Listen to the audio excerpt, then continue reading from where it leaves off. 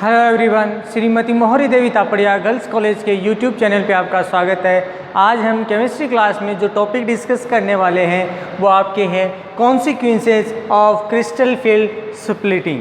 देखिए यहाँ पर अपन जो बात करने वाले हैं वो क्रिस्टल फील्ड जो विभाजन होता है उससे रिलेटेड क्या क्या परिणाम आते हैं, अपन यहाँ पर उससे रिलेटेड डिस्कशन करने वाले हैं। तो देखिए सामान्यतः अपन ने अपने लास्ट वीडियो था उसमें अपन ने जो डी ऑर्बिटल्स हैं उनसे रिलेटेड बात की थी।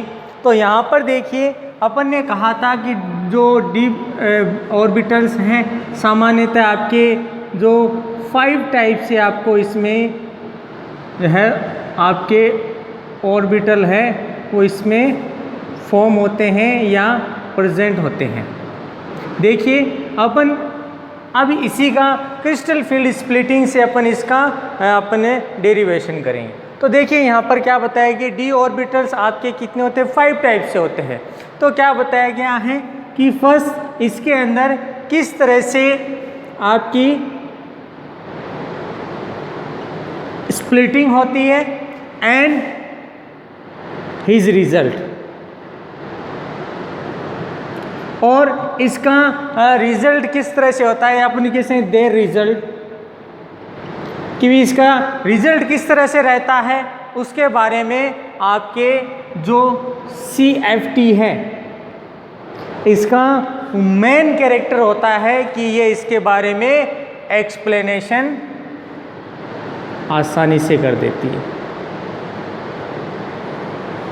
यानी अपन यूं भी कह सकते हैं कि CFT का ये एक मेन पॉइंट है या मेन कैरेक्टर है कि ये स्प्लिटिंग और स्प्लिटिंग से रिलेटेड जो रिजल्ट्स हैं उनका क्या करती है, एक्सप्लेन करती है। उनका ये मेन आपके कहेंगे कैरेक्टर है। साथ में देखिए क्या बताया गया है कि अपन इस आधार पर ये कह सकते हैं कि यहाँ पर जो डी ऑर्बिटल्स हैं उसमें स्प्लिटिंग हुई। तो स्प्लिटिंग के फलस्वरूप अपन ने कहा था कि यहाँ पर आपके 2 तरह के इसमें जो ऑर्बिटल्स हैं वो फॉर्म होते हैं, यानी स्प्लिटिंग से 2 तरह के कक्षक बन जाते हैं। अब देखिए हमने ये कहा था कि इसमें 3 तरह के कक्षक है वो इसमें फॉर्म हो रहे हैं। तो इसके द्वारा तीनों कक्षकों का यहाँ पर क्या कर दिया जाता है, एक्सप्लेनेशन कर दिया जाता है। जिसमें अपन बात करें कि जो लोअर एनर्जी वाले आपके ऑर्बिटल्स होंगे उनको T2G के द्वारा क्या किया जाता है, एक्सप्लेन किया जाता है। दूसरी बात करें कि यहाँ पर जो हायर एनर्जी है उसमें आपने कहा था सामान्यतः ये जो है EG कक्षक EG ऑर्बिटल्स कहलाते हैं। ध्यान रखना है यहाँ पर आपका लोअर एनर्जी लेवल होगा और यहाँ पर आपका हायर एनर्जी लेवल होगा। तो यहाँ पर देखिए क्या बताया गया है कि आपके अलग अलग टाइप के इसमें क्या बन रहे हैं, आपके इसमें ऑर्बिटल्स फॉर्म हो रहे हैं जिनकी अलग अलग एनर्जी होती है। तो अपन ये कह सकते हैं कि इनको अपन एनर्जी लेवल भी तो बोल सकते हैं अपन इनको, कि यहाँ पर अलग अलग एनर्जी लेवल के ऑर्बिटल्स हैं उसका यहाँ पर फॉर्मेशन देखने को मिलता है कि यहाँ पर 2 टाइप में ये फॉर्म हो गए।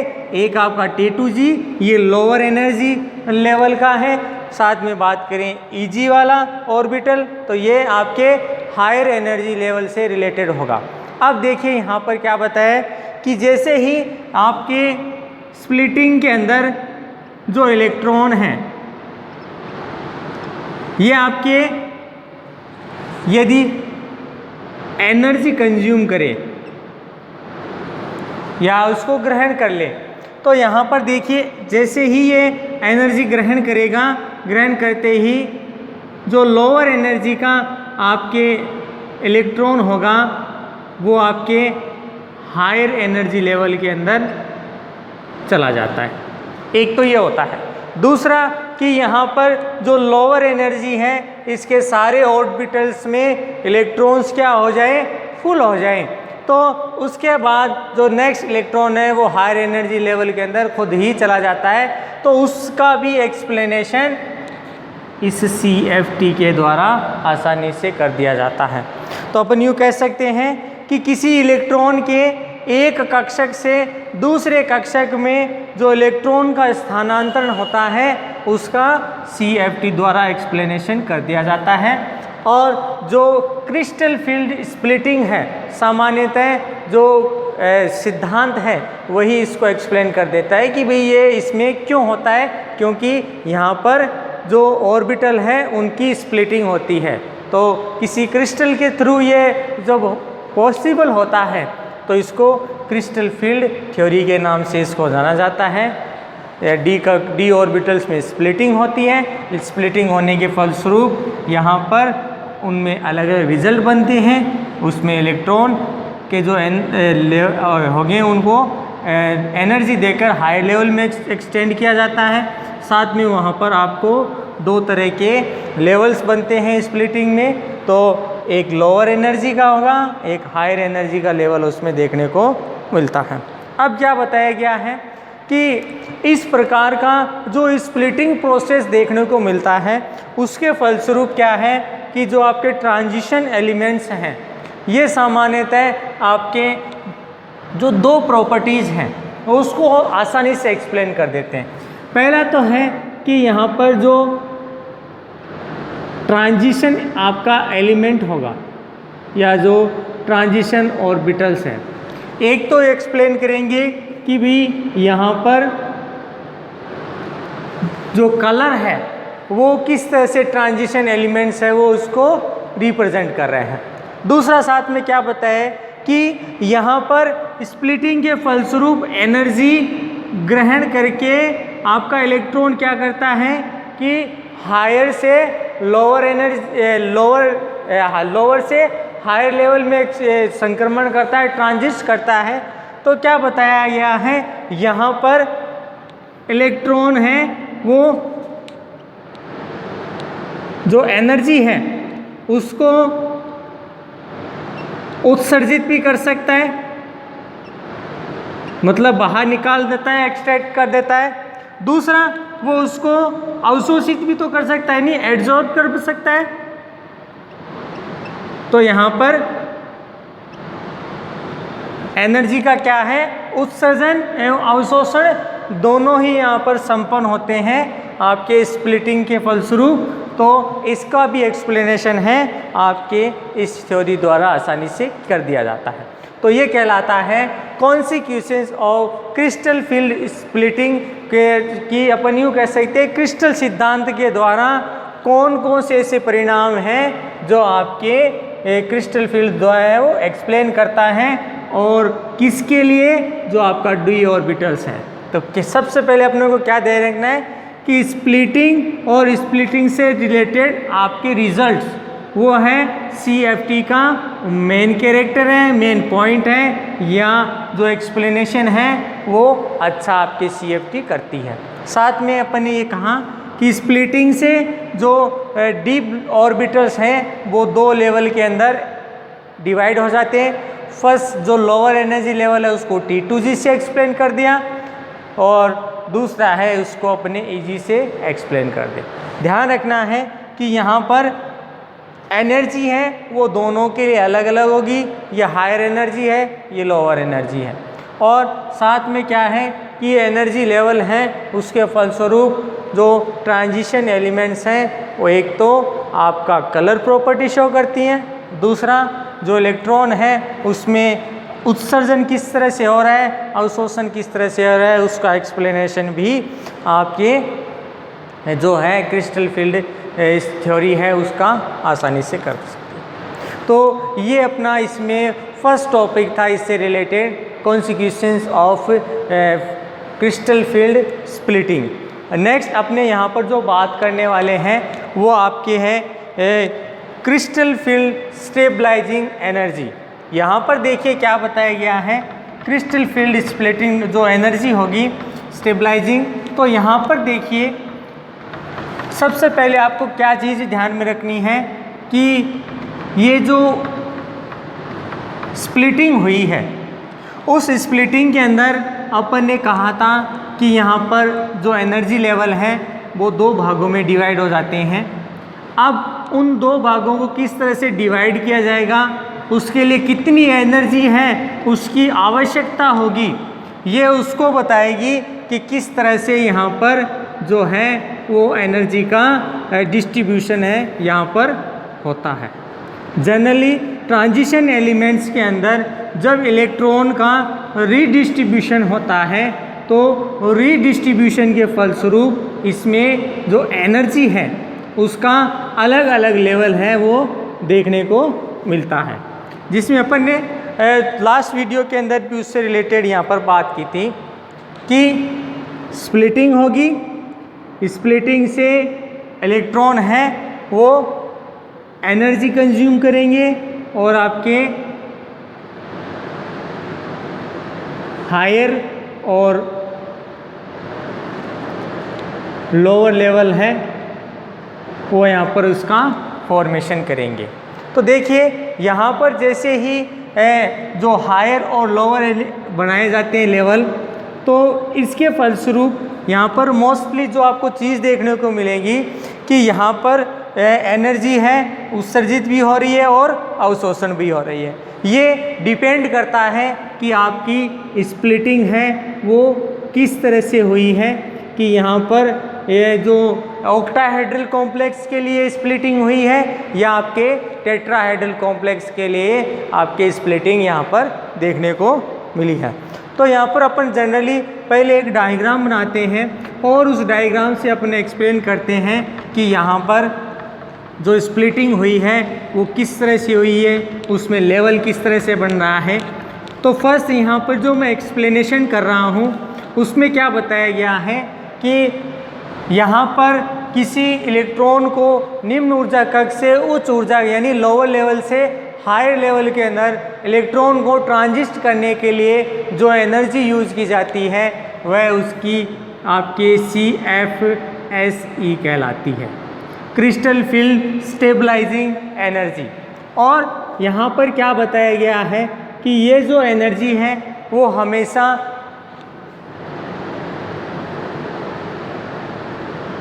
नेगेटिव होगी। और साथ में क्या बताया गया है कि जितने भी आपके ट्रांजिशन कॉम्प्लेक्स होंगे या अपन कह सकते हैं आपके कोऑर्डिनेशन कंपाउंड कह दें, तो क्या है कि जिनके लिए इस एनर्जी का मान ज़्यादा होगा उनकी स्टेबिलिटी ज़्यादा देखने को मिलती है। एनर्जी क्या होगी यहाँ पर ज़्यादा देखने को मिलती है। अब यहाँ पर मैं सबसे पहले जो d ऑर्बिटल्स हैं वो दिखा रहा हूँ कि किस तरह से इसमें d ऑर्बिटल्स हैं वो इसमें व्यवस्थित होते हैं। तो यहाँ पर जो d ऑर्बिटल्स हैं वो किस तरह से होंगे,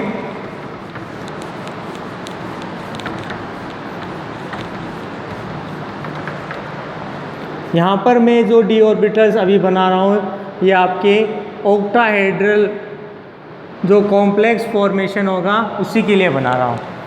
तो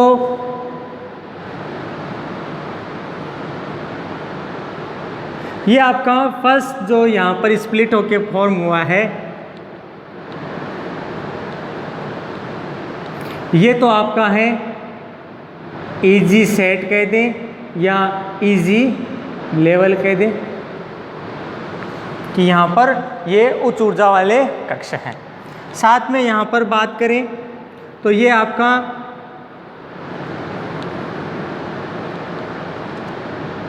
T2G लेवल है जहाँ पर इलेक्ट्रॉन है उसकी एनर्जी कम होती है। साथ में अपन यहाँ पर बात करें कि यहाँ पर यहाँ से यहाँ तक की जो एनर्जी होगी उसको डेल्टा 0 या इसको आपके 10 DQ के द्वारा क्या किया जाता है, रिप्रेजेंट किया जाता है। अब देखिए यहाँ पर अब एनर्जी का मान लिख रहे हैं तो जनरली इसको प्लस 0.6 dq, इसको लिखा जाएगा माइनस 0.4 dq के रूप में इसको लिखा जाता है। ये लेवल यहाँ से यहाँ तक और ये आपका यहाँ से यहाँ तक देखने, मतलब जनरली जो ऑक्टाहेड्रल कॉम्प्लेक्स है उसमें एनर्जी लेवल है उसमें Eg वाले ऊपर की तरफ और T2g जो लेवल है वो नीचे की तरफ इसमें व्यवस्थित होता है। और यहाँ पर क्या है कि दोनों में ही जो इलेक्ट्रॉन है वो एनर्जी ग्रहण करेंगे। जैसे मैं कहूँ कि नॉर्मल जब इनमें इलेक्ट्रॉन का डिस्ट्रीब्यूशन हो रहा है तो मान लो इनमें 5 इलेक्ट्रॉन है आपके, तो फर्स्ट इलेक्ट्रॉन यहाँ, सेकंड यहाँ, थर्ड यहाँ। ध्यान रखना है अगर यहाँ पर एनर्जी लेवल आपका कम है तो यहाँ पर देखिए इलेक्ट्रॉन के लिए तो अगला इलेक्ट्रॉन यहाँ पर क्या करेगा, पेयरिंग करना स्टार्ट कर देगा, मतलब पांचों इलेक्ट्रॉन आपके निम्न ऊर्जा कक्ष में यहाँ पर व्यवस्थित होंगे। लेकिन यदि अपन इनको ऊर्जा दें तो यहाँ का इलेक्ट्रॉन इनके अंदर ट्रांजिस्ट होगा, माइग्रेट कर जाएगा, तो माइग्रेट के फलस्वरूप इनमें अलग तरह का एनर्जी लेवल देखने को मिलता है। तो क्या बताया गया है, इलेक्ट्रॉन को एक ऊर्जा स्तर से दूसरे ऊर्जा स्तर में भेजने के लिए जो एनर्जी होती है वही आपकी CFSE एनर्जी कहलाती है, क्रिस्टल फील्ड स्टेबलाइजिंग एनर्जी कहलाती है। और जनरली ये एनर्जी आपको नेगेटिव में मिलेगी। अब देखिए दूसरी कंडीशन, अपने यहाँ पर बात करें कि यहाँ पर अभी जो लास्ट अपन ने बात की ये आपका कहलाता है लो स्पिन। आप ध्यान रखना है लो स्पिन और हाई स्पिन, यहाँ पर आपको दो तरह की टर्म्स मिलेंगी। देखिए लो स्पिन कब होता है, जब आपका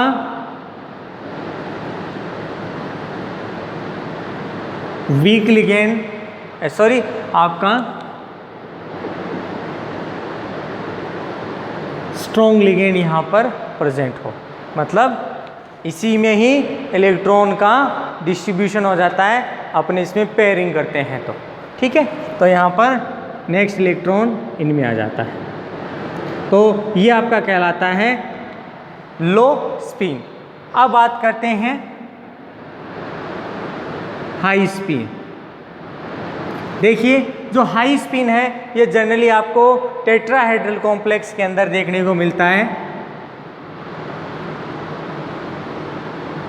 टेट्राहेड्रल कॉम्प्लेक्स के अंदर होगा और जनरली वहाँ पर आपका स्ट्रॉन्ग फील्ड है,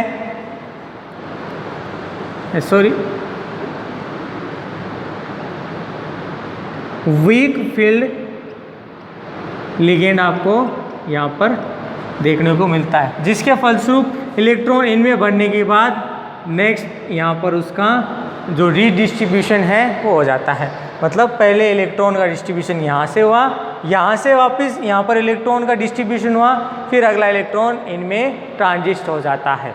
तो इस तरह से तो अपन कह सकते हैं कि जो CFSE एनर्जी है यदि नेगेटिव होती है तो किसी भी कॉम्प्लेक्स के लिए उसकी जो एनर्जी होगी वो क्या होगी, सबसे ज़्यादा होगी, उसकी स्टेबिलिटी सबसे ज़्यादा होगी। अब अपने इसको इस तरह से भी तो लिख सकते हैं कि जो CFSE इसको मैं एनर्जी